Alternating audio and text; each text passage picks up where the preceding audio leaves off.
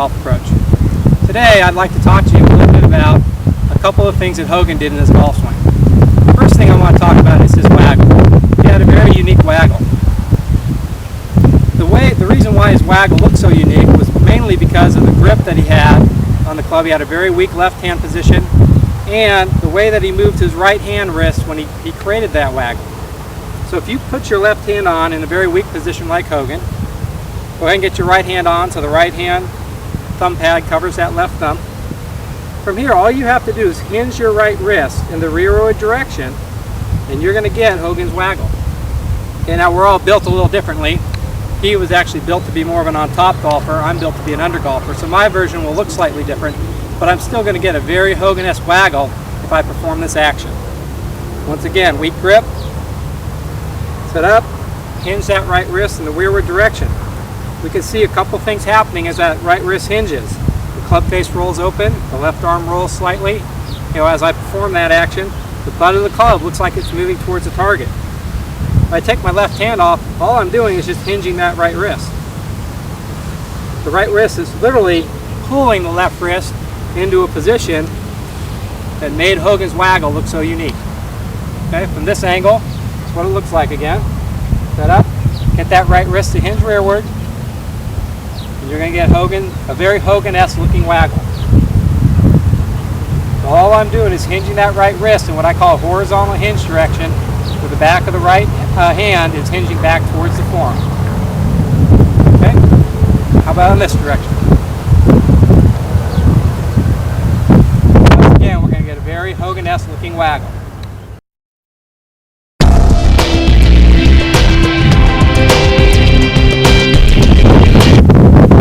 The next thing I want to talk about is Hogan's supination move. There's been a lot of speculation over time about exactly what Hogan's supination move was, how he did it. We'll have some views today that hopefully will clarify, the way Hogan did it and bring it so it makes sense as to how it really worked in his golf swing. I often give a description like this: if you were to take the club, cock it and roll it so it laid on plane, that's actually at the top of the backswing when the club is in what we call a square position. It's actually in an on-plane position. It's not square to the arc, it's laying on the plane. If it stays on the plane as it comes down, it's going to be wide open at impact. So we have to do something to get it back to square. Very simply, Hogan's supination move is what brought it back to square. Okay?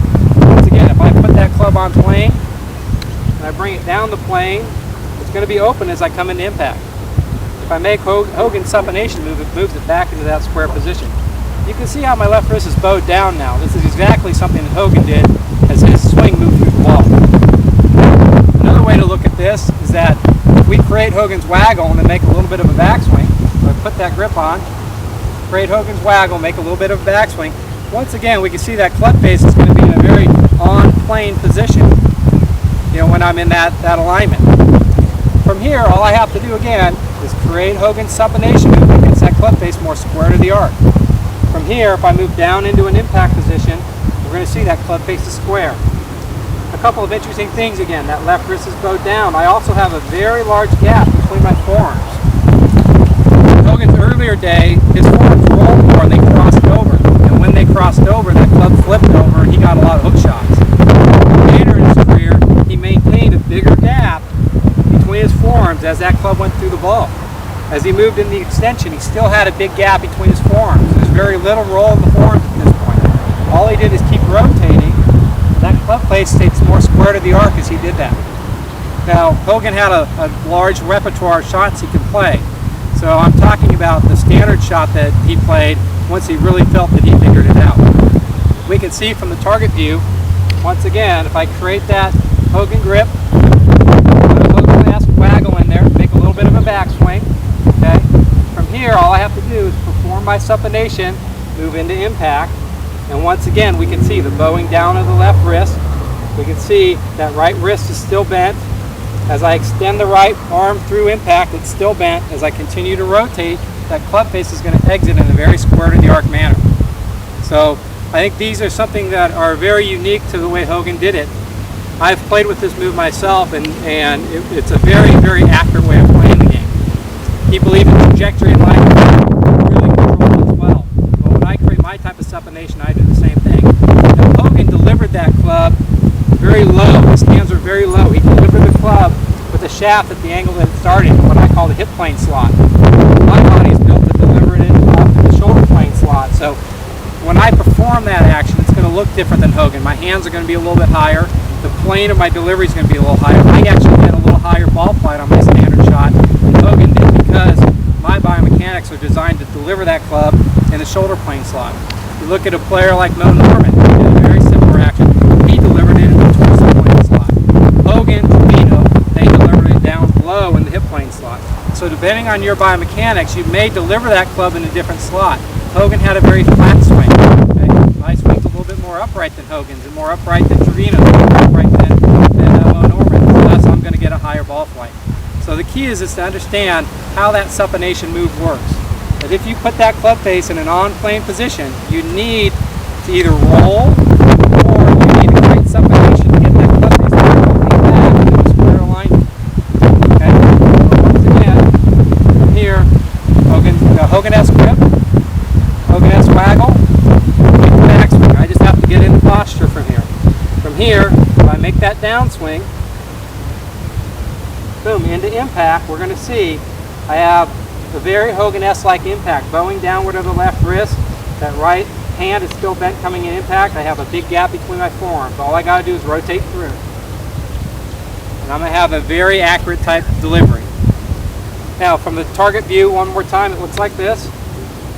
Okay, Hogan-esque grip, Hogan-esque waggle, complete the backswing, get into posture, create my supination, move into impact, extend. I still have a big gap between my forearms. I still have some bent right wrist there. I have the supination move in my left hand. I rotate into my exit. I still have good extension of my right arm. I have a square-to-the-arc club face.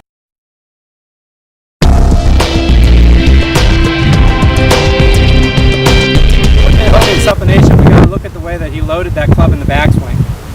You know, if we put our grip on again and we hinge that right wrist back against itself, we go ahead and finish the backswing motion, we're going to see that club face is laid on plane at the top of the backswing. Now I know I'm standing up, I'm not in golf posture right now, but I'm just doing this for effect. Hogan's supination move was this. It was moving that left wrist downward into a bowed angle, and you can see as I do that, it goes ahead and squares that club face. As I move downward into an impact position from here, you're going to see that that left wrist is now bowed downward. Okay? This is something that we've all viewed in Hogan's swing that he did as that club went through impact.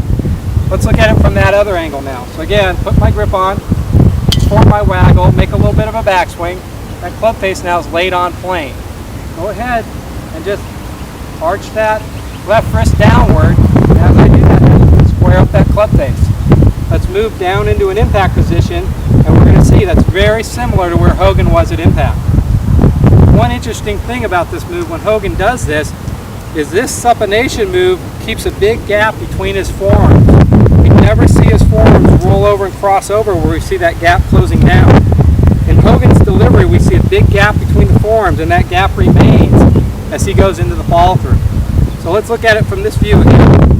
We put that grip on, hinge the wrist, the rear direction, that begins to roll the forearm and get that club face open. I go ahead and finish that backswing move. If I now get into position from here, create my supination mode, now move into impact. Once again, you can see the gap between my forearms, you can see the bowed down left wrist, you can see the right wrist is still retaining angle. From here, I continue to rotate and extend that right arm. You can see we have the ball very similar to Hogan. A significant gap between the elbows. That club face is not rolling at all. As he continues to rotate up the plane, you can see that club face is staying more square to the arc instead of rolling over. Okay, let's look at it from this view now. Okay. And just make the backswing, get into position, create my supination, move into impact, into my follow through, up into the extension. Again, we can see that club face is very, very square when we do that. This view of supination, of Hogan's supination, eliminated the rolling shut of that club face. He rolled that club face open so he had such a weak grip of his left hand on the club. If he rolled his forearms coming down, it would shut so quickly that he'd end up hooking the ball a lot. He found a way of supinating to keep that club face from hooking. He simply put the club face back in the square of the arc position so he could deliver the club with his rotation, he could extend his right arm, and he could keep that club extended through the ball without rolling that club face over. So, this is a very important view of what Hogan did in the golf swing, and I believe if you really look at his later swings when he figured it out, you're going to see that this is the type of supinating action he created in his golf swing. Instead of it being commonly thought of as rolling over to get that palm up, it simply was a bone downward of that wrist to get it in a position where that club face was back to square to the arc and he could sustain that square to that club face through the ball. From this view again, perform my waggle, finish my backswing, go ahead and get into position. From here, as I performed it down, go ahead and get in that supination position. And I'm doing it early here. He did it a little later in his downswing. Trevino did it up at the top like this. Hogan actually completed his transition, and then he got his supination moving down into the delivery position here. So by this point, you can see that big gap again between my elbows. As I move into impact, I still have a big gap between my elbows. Supinated, this wrist is bowed down. As I extend and move through, all I have to do is... I hope these views that I'm giving you today give you a little more understanding about how Hogan's supination move worked, and I hope it helps you think about how to make a better swing if you're trying to swing more like Hogan did.